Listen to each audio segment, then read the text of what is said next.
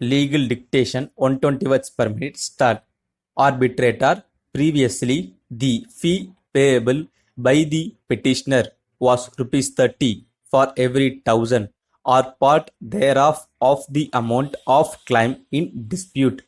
By the impugned amendment, the fee was increased to rupees 50 for every 1,000 or part thereof of the amount of claim in dispute. In other words, the fee was increased from 3% of the amount claimed to 5% of the amount claimed.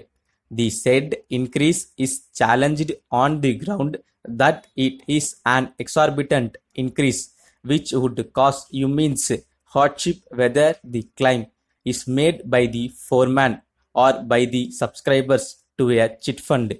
In this regard, it is submitted that the jurisdiction of the civil court has been ousted under the Chit Funds Act. If parties were in a position to approach the civil court, the court fee would be 3% of the amount claimed, whereas as a result of the amendment, the court fee is 5% of the amount claimed. In fact, if filed in the High Court, the court fee would be only 1% of the amount claimed.